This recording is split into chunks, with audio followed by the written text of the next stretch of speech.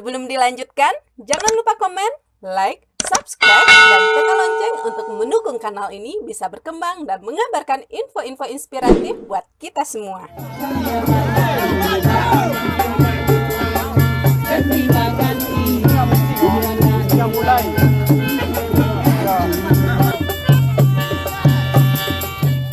Bismillahirrahmanirrahim.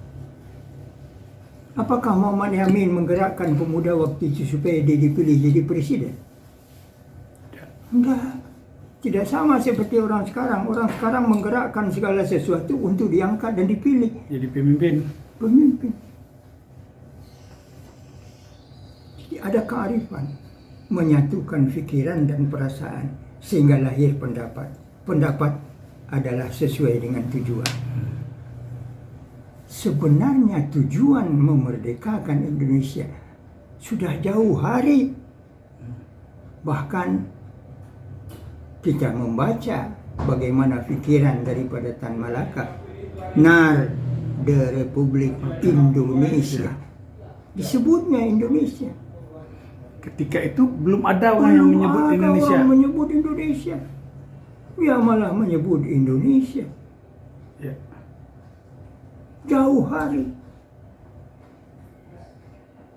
Dan orang Minang itu orang beragama dan orang beradat.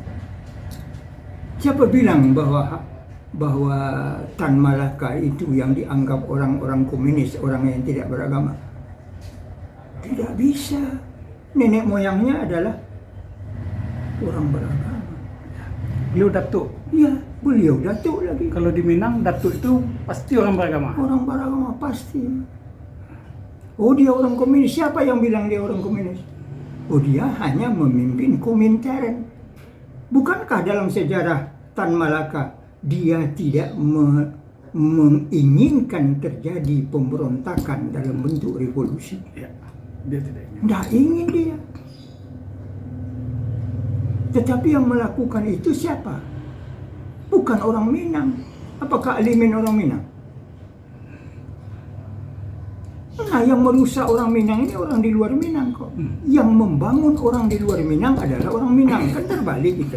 Ya. Itu cara berpikir orang Minang. Kemudian Buya, di antara cara berpikir orang Minang itu ada yang menarik Buya. Satu, mungkin cara berpikir itu lebih dulu daripada orang lain. Oh, benar. Kearifan itu sebenarnya jauh berpikir dan bertindak. Ya kan? Seperti contoh, ada istilah kata. Bagaimana menerjemahkan dalam bahasa Indonesia? Tidak bisa diterjemahkan. Satu, saya contohkan. Alun bakilek lah bakalam. Alun tekilek lah takalam. Alun tekilek lah takalam. Ada kalimat ba dan ada kalimat ta. Ya. Ba kesengajaan, ta tidak sengaja. Tidak sengaja. Ada yang mengatakan alun berkilat sudah berkelam. Kalau diterjemahkan Malaysia, lah ya dua artinya tu. Alun berkilat lah apa kalam? Ya. Ada tak? Tapi orang Minang tahu kilat itu kelihatan kerana ada gelap. Gelap. Kalau tidak ada gelap sebelumnya tidak kelihatan. Ya. Coba siang tidak bisa. Jauh pandangannya. Arif. Kan itu. Ya. Kenapa kita bisa melihat kilat? Karena ada gelap. Ya. Tapi kalau diterjemahkan bahasa Indonesia, belum berkilat-kilat sudah berkelam-kelam. Begitu. Mana yang dahulu, berkilat atau berkelam? Mana dahulu? Coba terjemahkan dalam bahasa Indonesia. Keduanya sama. Tidak ada yang dahulu, tidak ada yang kemudian. Kilat tak terlihat kalau tidak ada kelam. Kelam tidak tumbuh kalau tidak ada kilat. Berapa jauhnya cara berfikir orang Minang. Inilah kearifan yang harus diteliti dalam ilmu bahasa. Karena itu orang-orang pemimpin Indonesia pada masa dahulu, dia berfikir dengan bahasa yang enteng tetapi jauh maknanya. Enteng tetapi jauh garapannya. pesannya. Pesannya itu jauh. Nah, itu yang pertama. Atau yang kedua, menyuruh labiah pada managah. Menyuruh lebih pada menagah. Seorang ayah kalau dia marah kepada anaknya tadi kan, Ya. payi benar lah. Padahal dia menagah itu. Dia menarang jangan payi. Kalau bagi orang Minang itu jelas artinya bahwa itu larangan. Larangan. Tapi bagi orang yang tidak tahu, Ayo berangkat dia. iya. Iya kan? Ingat tak apa pesan Hatta kepada Safruddin waktu dia datang ke Bukit Tinggi? Sebelum clash kedua. Kan? Sebelum PDRI. Sebelum PDRI. Apa kata Hatta? Apa yang terjadi ketika itu ya? Safruddin, enak, kamu tidak usah kembali, tinggal saya di sini. Dengan demikian berarti keberadaan Safruddin di Sumatera Barat sudah dipersiapkan lebih dahulu sebelum terjadi. Apakah PDRI ada karena ada mandat? Mandat belakangan datang. Safruddin sudah dulu datang. Safruddin sudah lebih dahulu datang. Begitu halusnya Hatta memberikan nasihat.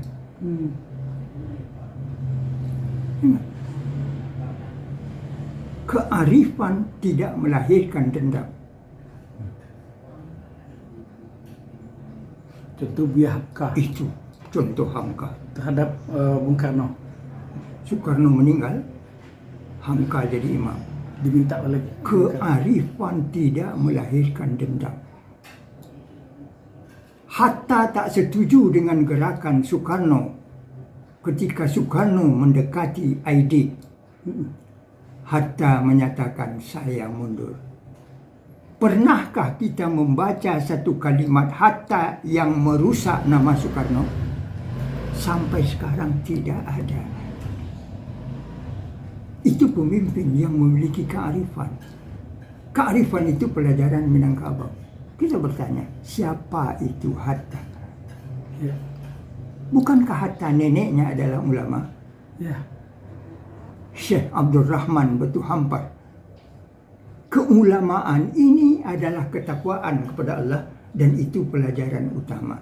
Kesimpulan sekarang, hari ini, ketika kita berada 23 tahun lagi berada pada Golden Age, Indonesia. abad yang disebut dengan abad emas, ketika 2045 100 tahun negara ini, maka sekarang perlu dilahirkan kearifan-kearifan itu. Melahirkan kearifan hanya dua, tidak ada yang lain. Yang pertama, kokohkan agamanya. Yang kedua, kuatkan adatnya. Nah, yang dua ini yang dihapus di dalam bank sekarang ini. Tidak ada. Karena itu pesan utama kepada para pendidik, dalami itu bagaimana mengajarkan agama, bertauhid, sehingga Eka itu lahir. Tunggal Eka itu lahir karena tauhid. Dan Bhinneka itu lahir karena adat.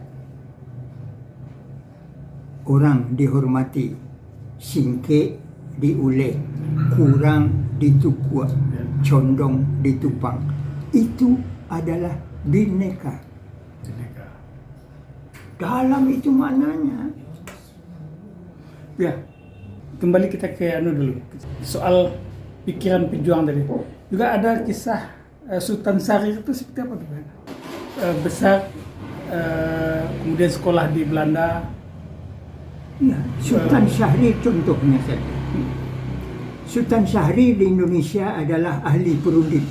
Ahli pundit. Karena Sultan Syahrir di dalam metode cara yang dia pakai di dalam memperjuangkan kemerdekaan Republik Indonesia bertolak belakang dengan Tan Malaka. Tan Malaka memerlukan revolusi keras. Enak, Ya. bagi Tan Malaka ada kalimat merdeka 100%. Kau bahasa mana kau? Bahasa Minang apa? Bahasa Minang atau bahasa Indonesia? Bahasa Minang, Pak. Bahasa Minang. Yo indah. Yo indah merdeka 100%. Ya. Jadi para pemimpin Minang dahulu berbicara juga kearifan Minang. Hari ini para pemimpin Minang berbicara dengan kearifan Amerika. Belok ke Manang. Hah? Itu satu. Syahrir, orang yang dibesarkan di negeri Belanda. Sekolah di Belanda. Istrinya pun orang Belanda. Tetapi pada tahun 30 disuruh oleh Hatta pulang. Syahrir, bangun itu di Indonesia pendidikan. Pulangnya, dibangunnya PNI. Bukan Partai Nasional Indonesia yang menjadi PDIP hari ini. Oh, bukan itu ya? Bukan. Tetapi PNI yang dikatakannya Pendidikan Nasional Indonesia. Pendidikan. Bukan Partai Nasional. Kita lupa sejarah ini. Dia masuk melalui pendidikan. Karena melalui pendidikanlah negeri ini bisa maju. Karena melalui pendidikanlah cita-cita kemerdekaan itu bisa tumbuh. Karena melalui pendidikanlah kita membangun sebuah generasi. Ya. Sungguh pun Syahrir besar di negeri Belanda. Mendapat pendidikan Belanda. Malah beristri orang Belanda. Ini mau pulang. Karena nama nyuruhnya orang sekampung dia nyok. Orang yang disegannya. Hatta. Bangunlah tu balik pendidikan dia. Jadi akhirnya bercerai. Tapi perceraiannya adalah perceraian yang indah. Artinya tidak ada yang menyesal satu sama lain. Ya. Walaupun di dalam hati Syahrir, ya kan? Walaupun di dalam hati Syahrir, dia sudah punya istri orang Belanda. Akhirnya, penggantinya adalah sekretarisnya, Ibu Popi. Sehingga bernama Popi Syahrir. Kan itu sekretarisnya Syahrir. Ya kan? Lalu kan Bung Syahrir itu ketika Perdana Menteri mengundurkan diri, Pak. Ya, dia pernah mundurkan diri karena tidak sesuai dengan program lagi. Karena banyak yang menentangnya. Di antaranya yang menentangnya adalah orang yang tadi sejalan dengan dia sama-sama sosialis, Amir Syarifuddin. Amir Syarifuddin. Yang diangkat menjadi Menteri Pertahanan. Dia sama-sama orang sosialis. Tetapi Amir mendekati kepada Tan Malaka. Ya. Syahrir tetap dalam sosialis keumatan. Ya. Akhirnya mereka berpisah. Kalau begini caranya lebih baik berpisah. Ya. Ini cara berpikir orang Minang. Kok tidak bisa dolai mengawak ke satu yo. Ya. Terima kasih. Assalamualaikum warahmatullahi wabarakatuh. Waalaikumsalam warahmatullahi wabarakatuh. Dr. Andes Haji Masud Abidin bin Zainal Abidin bin Abdul Jabbar, lebih akrab disapa Buya Masud Abidin, adalah seorang ulama dan penulis Indonesia, asal Minangkabau. Buya Masud Abidin lahir di Koto Gadang, Kabupaten Agam, 11 Agustus 1935. Sejak 2008, Buya Masud memiliki blog pribadi, www.masudabidin.wordpress.com.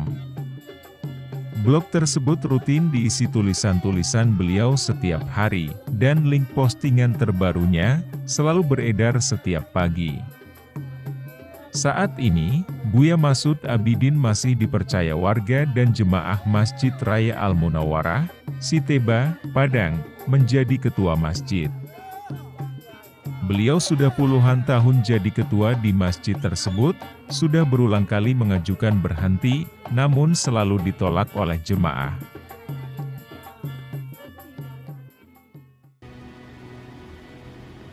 Sampai jumpa.